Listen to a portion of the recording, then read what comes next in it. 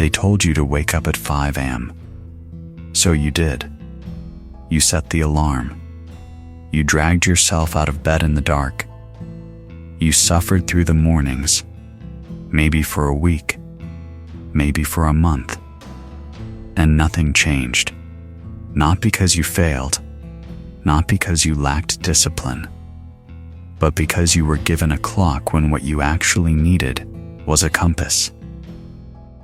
Today I want to tell you the story of two people. Both woke up early. Both worked hard.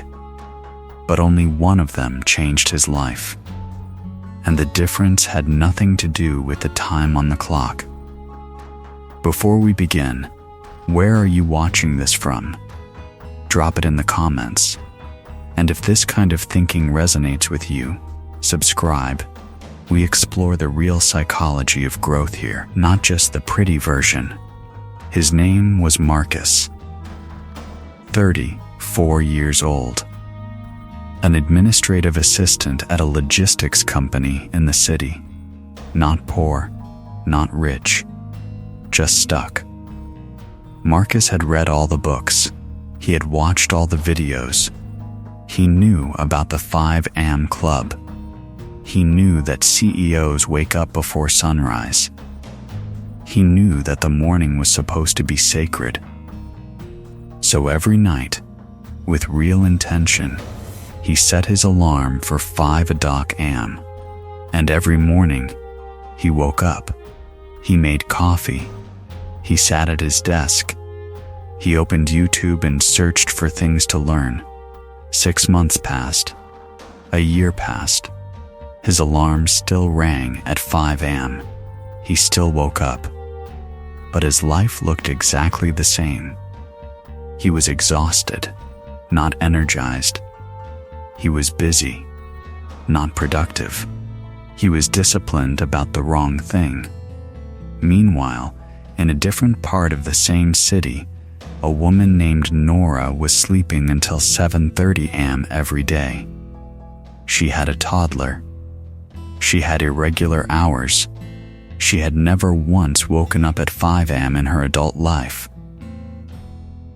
In 3 years, she had built a freelance design business that replaced her full salary.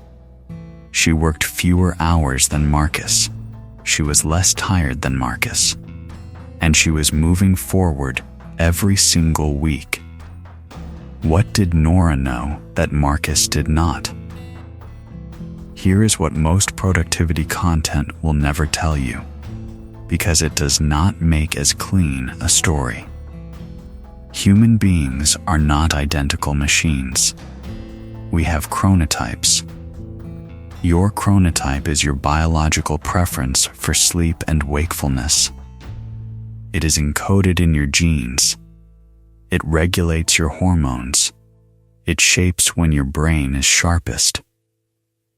Chronobiologist Till Roenneberg at Ludwig Maximilians Universität Munich developed the Munich Chronotype Questionnaire and gathered data from over 220,000 people. His research, published in Current Biology, showed that chronotype follows a normal bell-shaped distribution, with approximately 25% of adults as genuine morning types, 25% as evening types, and about 50% falling in the middle. The famous early risers are a genuine minority, not the majority the 5 a.m. content would have you believe.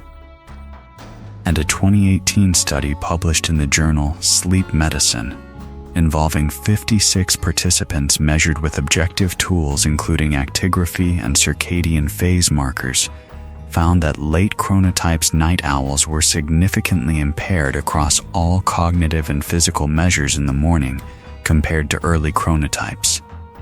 Impaired in psychomotor vigilance, executive function, and even grip strength. There is also a term scientists use for what happens when you force yourself to wake against your biological clock. They call it social jet lag, the mismatch between your internal rhythm and your imposed schedule. Roenneberg's team, writing in Chronobiology International, showed that social jet lag is associated with chronic sleep debt, poorer cognitive performance, and metabolic strain. In other words, when an evening-type person forces themselves to operate at 5 a.m., they are not building their best life. They are running their brain at a deficit and calling it discipline. But here's the more important truth, and this is where even morning people get it wrong. Waking up early is not a strategy. It is a container, an empty container. What you put inside it determines everything. And most people like Marcus fill that container with unfocused activity and call it progress. Back to Marcus. On a Thursday evening, 14 months into his 5 a.m. routine, he sat down with a notebook and asked himself a question he had never asked before. What, specifically, am I building? He stared at the page for a long time. He had no answer. He had been learning Excel 1 week, watching motivational content the next, reading a business book he never finished, journaling without prompts, browsing online courses he never completed. All of it felt productive. None of it was building toward anything real. He had the ritual without the target, the habit without the mission. That night, something shifted. Marcus did not set an alarm.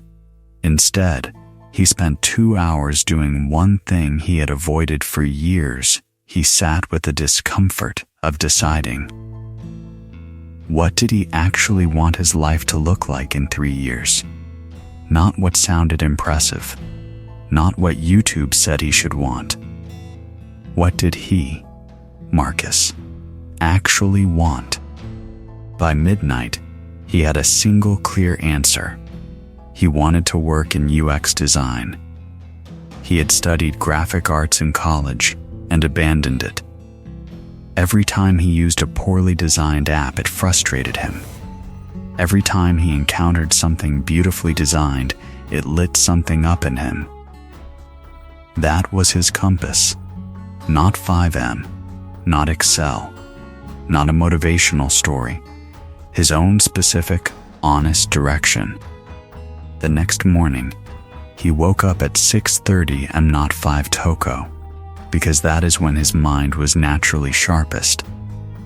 And for the first time, he opened one specific course on UX fundamentals. He did not browse. He did not switch. He committed to finishing it before touching anything else. 3 weeks later, his focus looked completely different. Not because he had more time, but because every hour had a destination. Nora, the freelance designer who slept until 7:30 a.m., she had figured this out intuitively. And when Marcus eventually found her work online and reached out, she explained it simply. People worship the clock, she told him, because a clock is something you can control when everything else feels out of control. But the clock is not the work. The clock is just permission to do the work. You still have to know what work to do. She had built her protected time. Hers happened to be 8 p.m. to 10 p.m. after her daughter slept around 3 rules that had nothing to do with what hour it was. Rule 1. One skill, one direction, for a minimum of 90 days. No switching. No exploring. Commit to the destination before you drive. Every detour has a cost you do not see until months later. Rule 2. Protect the quality of the time, not just its existence. 2 focused hours beat 4 distracted ones every single time. No phone in the room. No open tabs. No background noise with lyrics. Your brain cannot build and browse simultaneously. Rule 3. Measure output, not input. It does not matter that you woke up at 5 a.m. It matters what you produced. At the end of every week, ask, what was completed? Not what was started. Not what was consumed. What was actually built? Marcus wrote all 3 rules down, not in a notebook he used for everything, on a single card taped to the wall above his desk. Over the following 8 months, he completed a UX certification, built a small portfolio of 3 redesigned case studies using free tools, and applied for a junior UX role at a mid-sized tech company. He got the interview. He got the job. The salary was 60% higher than his previous role. He still woke up at 6:30 a.m. He never joined the 5 a.m. club. And it did not matter at all. My friend, here is the truth that this channel is built on. Success is not a performance. It is not waking up in the dark to prove something to yourself. It is not suffering as a substitute for strategy. The real equation of focus has 3 variables, not 1. Variable 1, direction. You must know, with honest specificity, what you are building and why.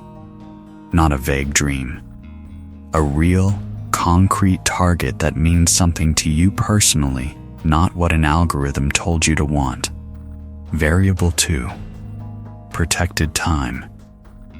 You need hours that belong only to your growth. It does not matter whether those hours are in the morning or at night. What matters is that they exist, and that nothing is allowed to steal them. Find your sharpest window. Guard it like it is the most valuable thing you own, because it is. Variable 3, consistent output. Not consistent effort. Not consistent hours. Consistent completion. Small things finished. Skills actually acquired. Work actually done. This is the only metric that compounds. Direction, protected time. Consistent output. 3 variables. That is all it takes. And unlike a 5 a.m. alarm, none of them depend on a clock. The alarm clock is optional. The compass is not. So here is your challenge, not the same challenge you have heard before. Tonight, do not set an alarm. Instead, take 20 minutes and answer this one question in writing. What, specifically, do I want my working life to look like in 3 years? And what is the single skill that would move me closest to that? Write it down, not in your head, on paper or on screen. Make it real. That answer is your compass. Once you have it, the hours almost organize themselves. Drop your answer in the comments. Tell me, what is the one skill you are committing to for the next 90 days? I read every comment and I will reply. Share this video with someone who has been waking up early and wondering why nothing is changing. They need to hear this. And subscribe to Focus Equation, because every week we go deeper into the real psychology of growth, discipline, and building a life that actually means something. Remember, the clock does not change your life. The compass does. Find your direction. Protect your time. Complete your work. The clock is waiting, but this time, you decide what it means.